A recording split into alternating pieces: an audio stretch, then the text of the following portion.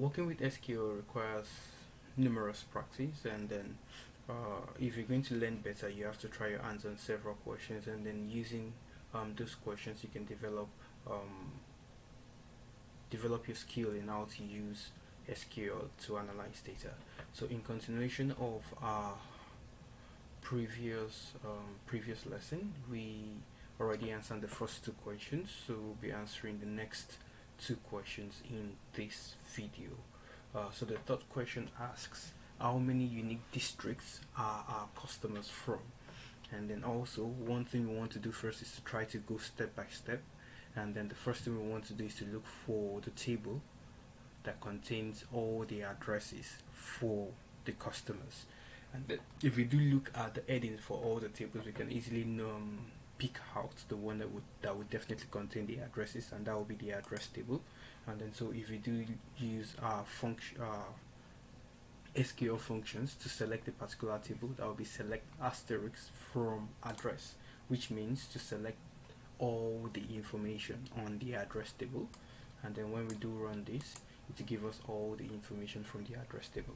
So we can see the address ID, the address to, the district, the city ID, the postal code, the phone number, and then the last update, the timestamp when the information was gathered. And then one thing you always want to do is, based on what you're trying to analyze, based on the information you're trying to get out, you only need to pick out the columns that matter to you. And then for this one, what we really need is just because it's asking us how many unique districts, so what we really need is just the district. And then once we get the district, then we can actually pick out the unique districts. So we don't want it to list out all the districts, we just want to list out only the districts that were mentioned. It doesn't have to repeat the districts to us. So the first thing you can actually do, rather than using the distinct, which picks out the districts, the individual districts, just one of them, each one of them, what you can actually do is to pick out the district column first of all, and then you can do that by running let's just copy this over here, and then we'll do this right here. Let's put in enter and then paste this here, and then I can delete this and select district from address. So if I do run this, I can easily get just the district column from the table, and then we have just the district column. Now we want to select the distinct districts from the column or from our table. And then what we're going to do is, I'm going to put a semicolon here just to show you what it's going to look like to select the distinct districts alone. We can see we have just 603 rows, but by the time we use the distinct function, we're going to see the number of rows which is going to be left. So we have just from 608 we have 378 rows. So that means we have 378 distinct districts in our table. Now we can see that it has A, E, V, T, A, S. So it's not really ordered, but if you want to see it ordered probably in ascending order or in descending order, then we can use the order by function. And then to use the order by function, you just need to call the function, that's the order by, and then order by what? We are ordering it by the district. And then you can easily put whether in ascending order or in descending order, but if you do not specify, it will arrange in ascending order. And I'm just going to show you what that looks like now, and then we can see it has already arranged them in ascending order. Now, but we will notice that we have one row is does not have anything, is blank. So what we want to do will be seen in our next step. Sorry.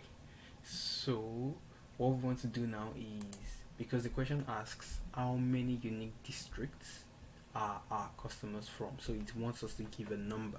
And usually once you know the number of rows, that means you know the number of information that you want to give. Okay, yes, I did mention I wanted to show how the ascending and descending looks like. So we can use ascending. If we use ascending, it's still going to give us exactly what we have here. Yes, and then we can also use descending, which will give us the opposite, starting from Z and then counting backwards to A. Exactly. So depending on which one you want to use, you can always pick any other one. So I'm just going to remove this, and then we have Alright, so the next thing is now we want to now try to remove the null information, because if you have a null value, then you do not want to count the null value. So what we're going to do is to try to impute a function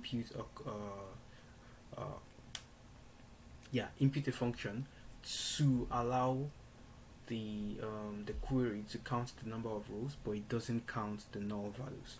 And then what we're going to do now is select count distinct districts.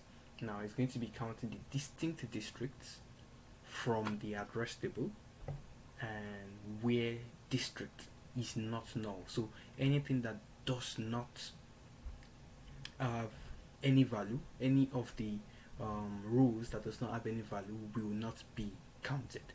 And then once we do this right here and then we count it, it's going to give us the count as 378. So we have that the number of rows with distinct district is 378, which is the answer that we are looking for. And then if we go into the next question, now the next question asks retrieve the list of names for those distinct districts from our previous question, you understand. So now what we just want to do now is just to get the distinct district, which we've already gotten before, which is what we have right here. And that's just what we want to you can just copy that and then just put it, and then you've already answered your next question. Select distinct district from address and order it by district, probably in ascending order or in descending order. The choice is yours. I do hope you've learned something today. Thank you, and see you in the next video.